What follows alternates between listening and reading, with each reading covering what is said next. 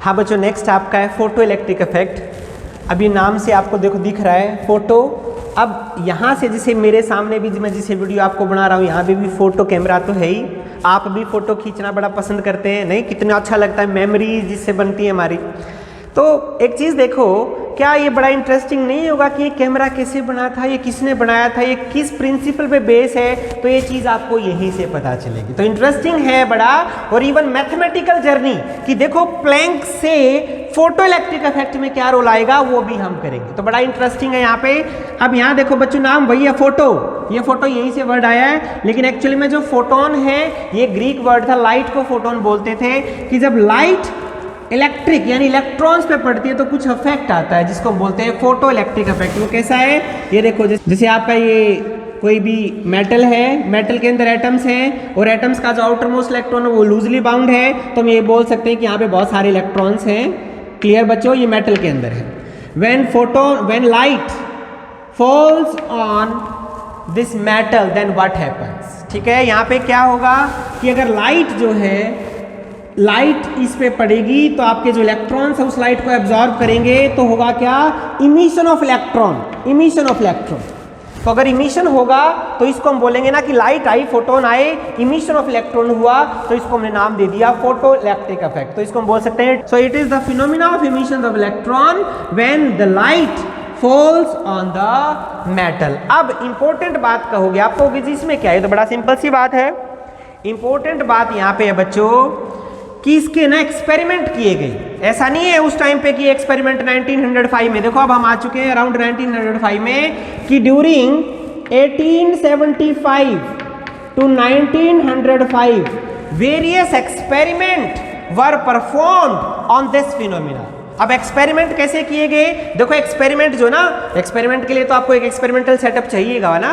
तो आप खुद एक बार फील करो कि हम चले जाते अराउंड 1900 और हम अपना एक्सपेरिमेंटल सेटअप करते हैं और उसमें देखते हैं, पहले हम अपना एक्सपेरिमेंट बनाएंगे, फिर हम देखेंगे कि हमारी एक्सपेरिमेंटल ऑब्जर्वेशन क्या आती है, और फिर एक्सप्लेनेशन। देखो एक्सप्लेनेशन तो उनकी होगी ना। तो अपने ऐसे फील करो कि हम चले गए 1900 में चले गए और हम अभी इस एक्सपेरिमेंट को एक बार करेंगे, और एक्सपेरिमेंट को एक्सप्लेनेशन बाद में आएगी।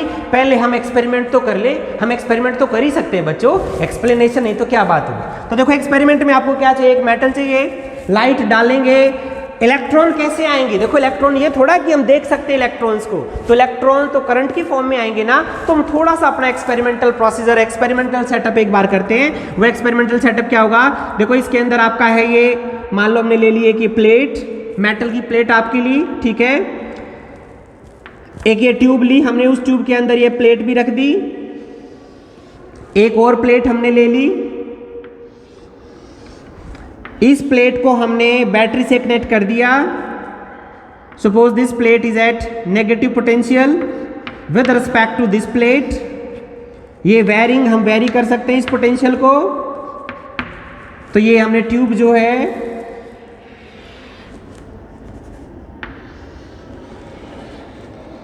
एक ग्लास की विंडो है बच्चों। तो ये आपका एक्सपेरिमेंट है। देखो सिंपल एक्सपेरिमेंटल सेटअप है, देखो कुछ नहीं है। इसके अंदर एक ये मेटल है, ये मेटल है बच्चों, एक और मेटल इलेक्ट्रोड है, ये हमने नेगेटिव पे रख दिया, ये पॉजिटिव पे, तो नेगेटिव पे रख दिया तो क्या होगा, ये कैथोड है और आपका ये एनोड है।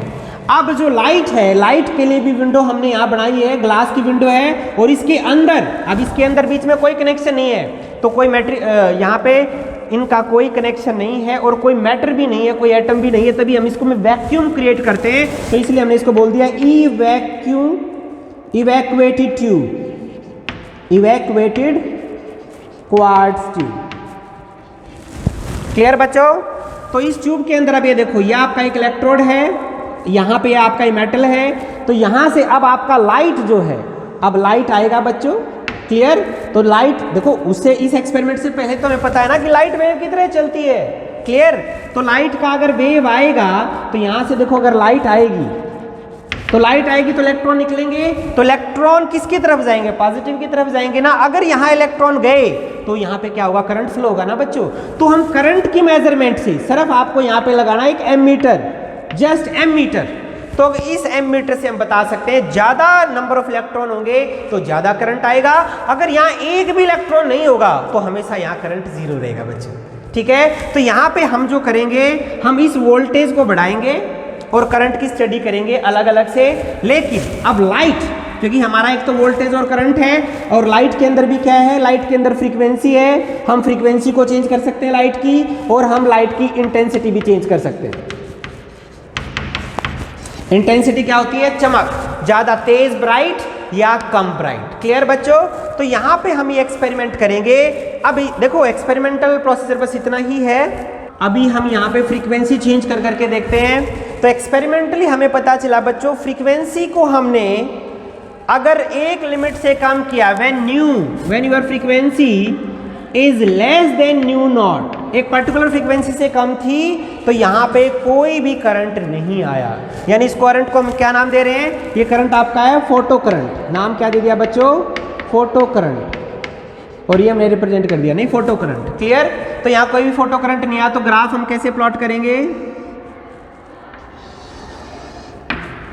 ये आपका वोल्टेज है, ये वाई एक्सिस पे आपका फोटो करंट है,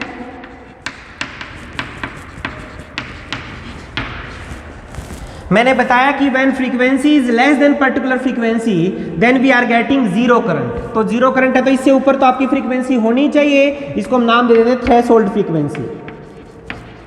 थ्रेशोल्ड फ्रीक्वेंसी। अभी हम एक बार एक्सपेरिमेंट कर रहे हैं, थ्योरेटिकल बाद में देखेंगे कि why we are getting this kind of thing. So when nu becomes less than nu naught then we are getting zero current. यानी आपका जो लाइट की फ्रीक्वेंसी है ये इससे ऊपर होनी ही चाहिए। क्लियर बच्चों? ये भी हमने देखा कि अगर फ्रीक्वेंसी से कम है और हम इंटेंसिटी बढ़ाते जा रहे, कितनी ज्यादा इंटेंसिटी कर दे, कितनी ज्यादा ब्राइटनेस कर दे, इलेक्ट्रॉन्स नहीं निकले, यानी फोटो करंट जीरो आया। ये आएगा ही तब when nu becomes greater than nu not. ठीक है?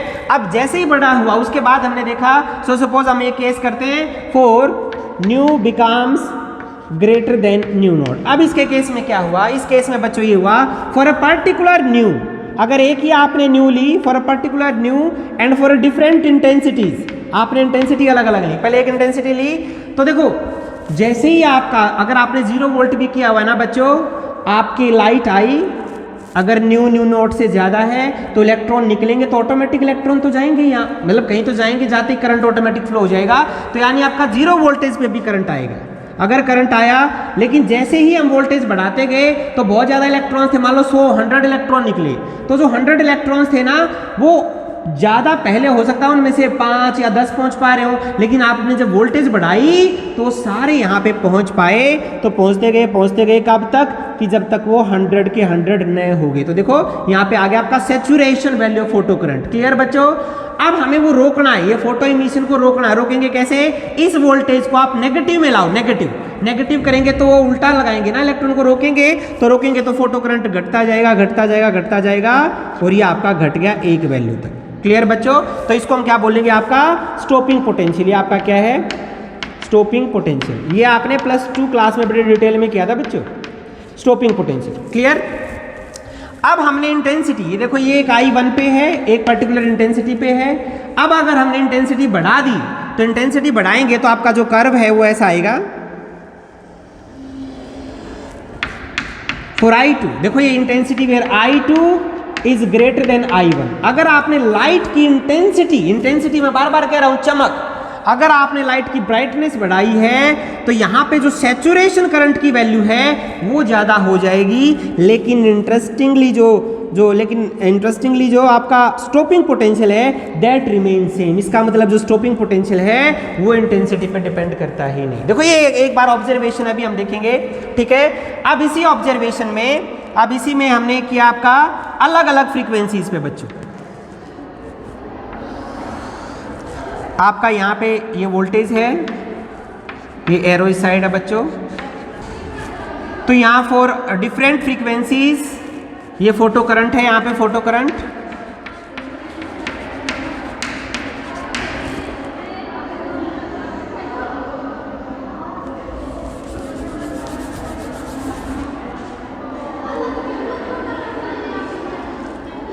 ये एक पर्टिकुलर न्यू नोट पे बच्चों इंटेंसिटी आई है और फ्रीक्वेंसी न्यू 1 है। फिर हमने एक और लिया न्यू 2, इसे बढ़ा लिया, तो उसमें क्या होगा?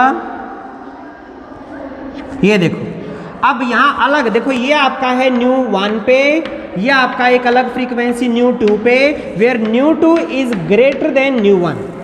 अब यहाँ पे देखो स्टॉपिंग पोटेंशियल अब चेंज हो गया ना, it means stopping potential depends upon the frequency. तो यहाँ पे एक चीज देखो बच्चे इंपॉर्टेंट, देखो यहाँ से first observation, it is the first, हम इसको क्या बोलेंगे, first experimental observation, experimental observation, experimental result 1। Experimental result 1 क्या आया कि photo current depends upon the frequency, photo current depends upon the frequency, it does not depends upon the intensity. ये first observation I आपकी। Second observation, second result आपका क्या आया बच्चों, result 2, second result आपका क्या आया, stopping potential, stopping potential depends upon the frequency, it does not depends upon the intensity. ठीक है, हाँ ये जरूर है कि मैक्सिमम वैल्यू जो करंट की है that depends upon intensity. Clear. And most important third observation, experimental result 3, बहुत इंपॉर्टेंट है बच्चों ये एक्सपेरिमेंटल रिजल्ट 3 क्या आया, this process we are getting the photo current was instantaneous. Instantaneous का मतलब है कि जैसे ही आपने लाइट ऑन की उसी टाइम एकदम करंट आया बच्चों। तो देखो मैंने सारा मेरे सामने तीनों मैंने ये यहाँ पे अलग अलग तीनों दिखाए हुए हैं, फर्स्ट है, सेकंड है और थर्ड है। नोट्स भी मैं आपको ये दे दूंगा, ये बड़ा पढ़ लेना बच्चों। ये इंस्टेंटेनियस है, इंस्टेंटेनियस कि उसी इंस्टेंट पे ये हुआ। अब बात आती है कि अब हम इसको इन एक्सपेरिमेंटल रिजल्ट्स को एक्सप्लेन कैसे करें। अब आपके पास देखो बच्चों ये 3 एक्सपेरिमेंटल रिजल्ट्स हैं, हमें इन तीनों को एक्सप्लेन करना पड़ेगा। अब हम एक बार कोशिश करते हैं कि जो आपकी जो क्लासिकल फिजिक्स है, जो इलेक्ट्रोमैग्नेटिक थ्योरी है, जिसके अंदर आपका लाइट क्या है, वो इलेक्ट्रोमैग्नेटिक वेव है। क्लियर। देखो इलेक्ट्रोमैग्नेटिक वेव क्या होता है आपका, अब हम तीनों को एक बार एक्सप्लेन करने के लिए, electromagnetic wave where electric field vector is varying along y axis. Clear. ये इलेक्ट्रिक फील्ड वेक्टर है बच्चों। अब हम करते हैं इंटेंसिटी। यहाँ इंटेंसिटी का मतलब क्या है, intensity of the light, intensity, यहाँ जो इंटेंसिटी है, intensity is directly proportional to this amplitude, यानी directly proportional to the square of amplitude. More electric field means more intensity, ये बात क्लियर है। तो अगर लाइट की इंटेंसिटी ज्यादा होगी तो आपका इलेक्ट्रिक फील्ड वेक्टर ज्यादा होगा, और अगर आपका इलेक्ट्रिक फील्ड वेक्टर, अब एक चीज देखो, अगर इलेक्ट्रिक फील्ड वेक्टर ज्यादा है तो फोर्स ऑन द इलेक्ट्रॉन क्या होता है आपका, ई, तो जो इलेक्ट्रॉन पे जो फोर्स है वो ज्यादा होगा। अगर इलेक्ट्रॉन पे फोर्स ज्यादा होगा और हम इसको बढ़ाते जाए इंटेंसिटी को, तो एक ऐसा होगा ना कि हम उस इलेक्ट्रॉन को उसके अंदर से खींच सकते हैं। If we are assuming light as a wave, अगर आपका वो वेव है तो इंटेंसिटी की वजह से आपका इलेक्ट्रिक फील्ड ज्यादा होगा, तो हमारा ये जो फोटो करंट है that must be intensity dependent. लेकिन तुम यहां देखो, when this new is less than nu not, whatever may be the intensity, we are not getting any kind of photo current। इसका मतलब क्या है, या तो ये कंसेप्ट गलत है या हमारी ऑब्जर्वेशन गलत है। लेकिन ये ऑब्जर्वेशन तो बच्चे लगातार इतने साल कर करके देखी, ये गलत कैसे हुई थी, गलत ही नहीं है। तो इसका मतलब है हमें कुछ यहाँ मॉडिफिकेशन करना पड़ेगा। ऐसे ही सेकंड में आ जाओ, जो सेकंड एक्सपेरिमेंटल रिजल्ट क्या था, स्टॉपिंग पोटेंशियल। आपका स्टॉपिंग पोटेंशियल का मतलब क्या, देखो जब आपने एनर्जी दे दी, जब आपकी इलेक्ट्रिक फील्ड से एनर्जी आई तो उसकी काइनेटिक एनर्जी है। अब वो kinetic energy that must also be intensity dependent, लेकिन यहां पे भी ये आपका फ्रीक्वेंसी डिपेंडेंट है। इसका मतलब है कि इसको भी नहीं हम एक्सप्लेन कर सकते। अब सबसे इंपॉर्टेंट है आपका इंस्टेंटेनियस। अब यहाँ पे अब हम करते हैं, देखो बच्चों सबसे इंपॉर्टेंट आपका ये रिजल्ट 3, इसमें क्या था, ये इंस्टेंटेनियस।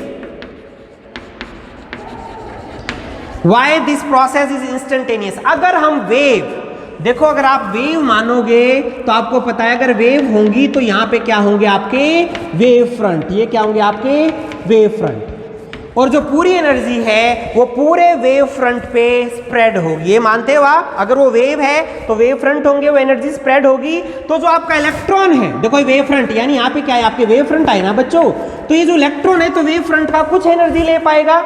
इसका मतलब जो एनर्जी है, अब इंटेंसिटी को आप कम कर दो तो एनर्जी स्प्रेड और कम कर दिया आपने, तो ये जो इलेक्ट्रॉन है ये टोटल जो एनर्जी है जो निकलने के लिए कितनी चाहिए, क्या ये ले पाएगा? तो इसको टाइम लगेगा ना वो गैदर करने के लिए, तो वहां टाइम लगेगा। तो इट मस्ट, यानी अगर वो टाइम लगता तो ये प्रोसेस जो है वो इंस्टेंटेनियस नहीं होना चाहिए, इसमें कुछ टाइम लैग हो कि ये कुछ एनर्जी आपने डाली, आपने लाइट डाली तो कुछ टाइम बाद वो निकले। लेकिन यहाँ क्या हुआ कि अगर आपकी फ्रीक्वेंसी न्यू नॉट से ज़्यादा है और इंटेंसिटी कितनी भी कम है, लेकिन आपका प्रोसेस एकदम वो निकल के आया, तो इसका मतलब क्या ये पॉसिबल हो सकता है according to the wave theory?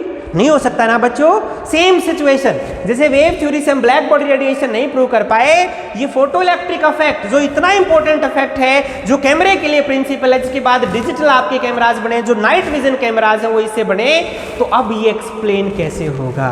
तो ये जो एक्सप्लेन किया ना बच्चों, वो तो आपको नाम पता ही है सबको, वो मैजिक पर्सनैलिटी। फिर वो मैजिक पर्सनैलिटी या कब आए? इन 1905। इन 1905 it was explained by the Einstein. In 1905, Einstein explained this effect just by extended the Planck's hypothesis। और Planck's hypothesis क्या था? Quantum of radiation. अब देखो आइंस्टाइन ने भी वही किया, एक्सपेरिमेंट को जो एक्सपेरिमेंटल जो आपने एक्सपेरिमेंट किया था बच्चों, वो आइंस्टीन के पास रिजल्ट आए, आइंस्टीन ने उनको स्टडी किया, आइंस्टीन जो पहले की फिजिक्स थी उसको स्टडी किया, तो अब उसने देखा कि वी कैन एक्सप्लेन और we can extend the Planck's hypothesis quantum of radiation on the light. अब कैसे उसने लगाया? ये देखो फोटोइलेक्ट्रिक इफेक्ट में आपका क्या था? आपका एक मेटल है, मेटल के ऊपर आपकी क्या आई? आपकी जो लाइट है, लाइट को अब वो वेव नहीं, अब लाइट वेव आई थी और वहां पे क्या हुआ था? आपका इमिशन ऑफ इलेक्ट्रॉन। यही था आपका photoelectric effect. Einstein extended the concept of quantum of radiation. देखो वहां पे क्या था?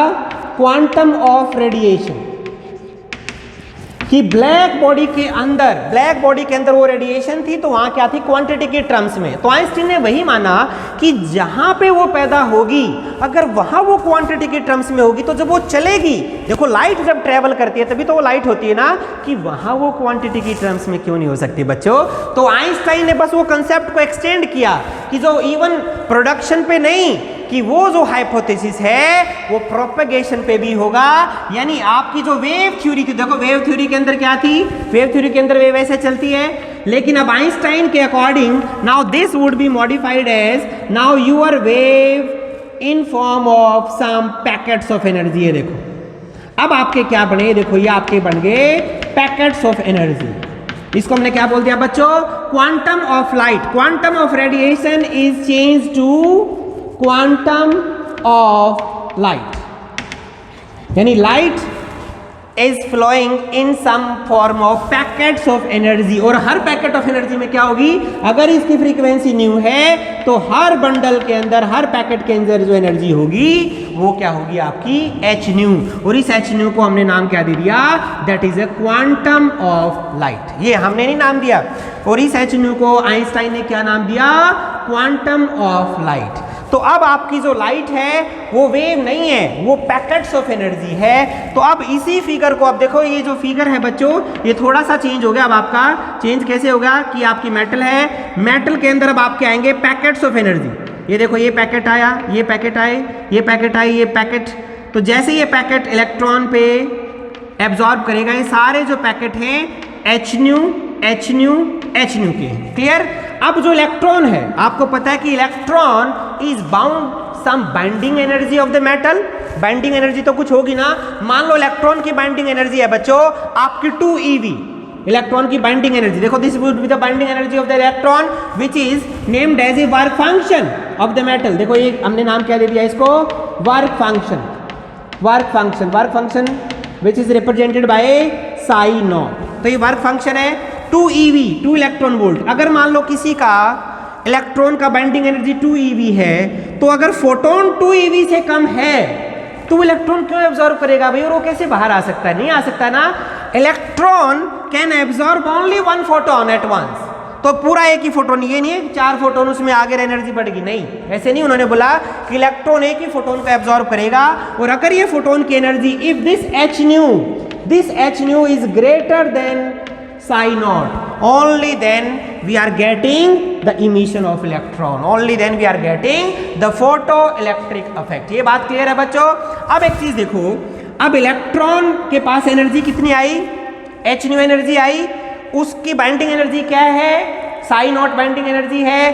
तो जैसे ही इलेक्ट्रॉन, मान लो if this h nu is greater than psi naught, तो बाकी एक्स्ट्रा एनर्जी कहां जाएगी, extra energy in form of kinetic energy of the electron. देखो इलेक्ट्रॉन है, इलेक्ट्रॉन का मास m है, सपोज इमिशन के बाद इसकी वेलोसिटी v थी, then the kinetic energy would be half of mv²। Clear. अब यहां एक चीज देखो तो बड़ा सिंपल सा यहां पे फॉर्मूला लगा कि as per the conservation of energy,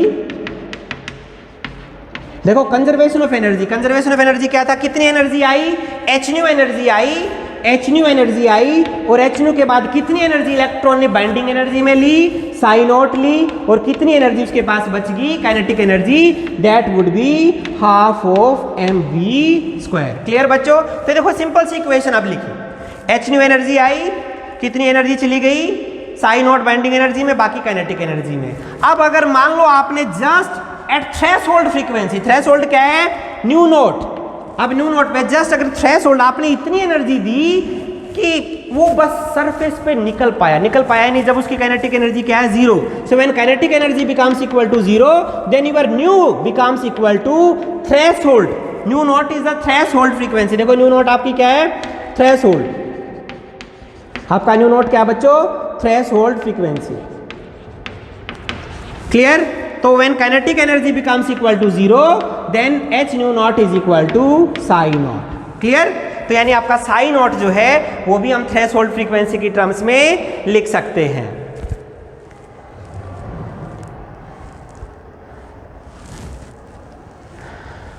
तो अब ये जो इक्वेशन है ये आपकी कैसे मॉडिफाई हुई, अब ये इक्वेशन जो h nu, now this equation, suppose this equation is equation number 1, this equation में be modified as h nu is equal to h nu not plus half of mv²।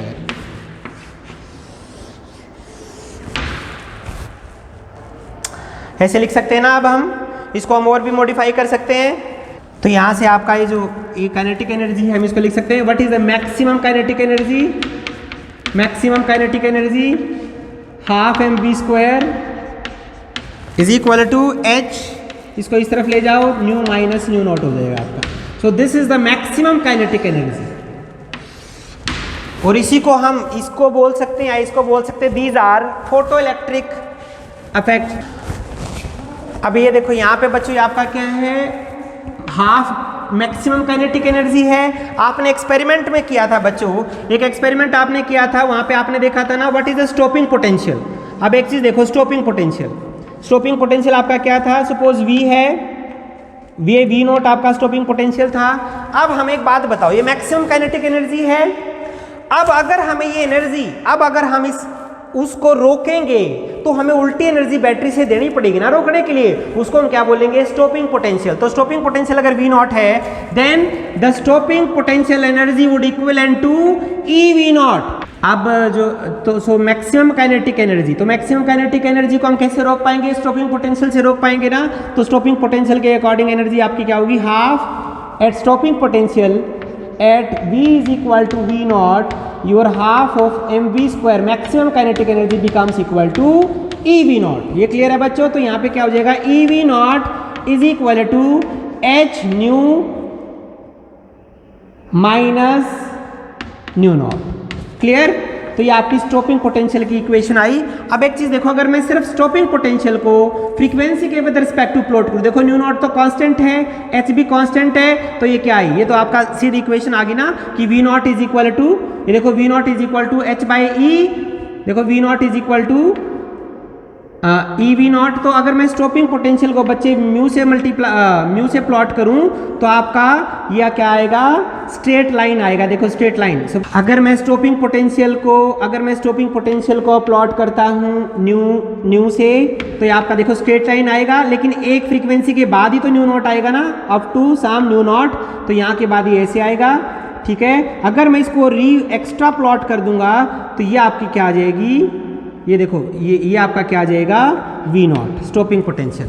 और इसी पे आपका क्या आएगा EV0, और ये आपका क्या है वेव फंक्शन। तो हम इसको क्या लिख सकते हैं, it would be your psi by e work function.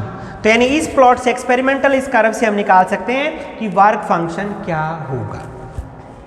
ये मैंने नोट्स बना के आपको दिए बच्चों, उसमें अभी न्यूमेरिकल्स भी आएंगे, तो वो PDF के अंदर आप देख लेना। लेकिन जो इंपॉर्टेंट बात अभी मैं यहाँ देखो थोड़ा सा ब्रीफ कर दूं बच्चों दोनों कंसेप्ट को, कि प्लैंक हाइपोथेसिस क्या था। Planck's assumed that inside the black body there are many harmonic oscillator and each harmonic oscillator is having discrete amount of energies। अब discrete है तो discrete होंगी किस फॉर्म में, is equal to Nhν।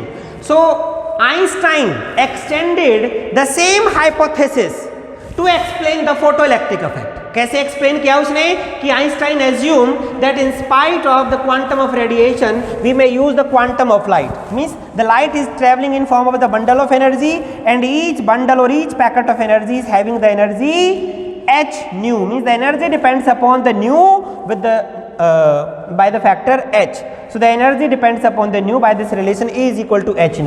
तो अब आपके hν के फोटोन आएंगे, तो if the bundle of this energies becomes greater than the binding energy of the electron then there would be automatically emission of the electron। ठीक है, अब बात आई कि वो इंस्टेंटेनियस, देखो इंस्टेंटेनियस बच्चों एकदम आएगा तो एकदम इलेक्ट्रॉन जाएगा ना। अब इंस्टेंटेनियस तो बंडल्स की वजह से हम कर पा रहे ना, तो अगर बंडल आ गए, अब एक चीज देखो, if we are having the bundle now the energy is localized, energy is localised in some reason.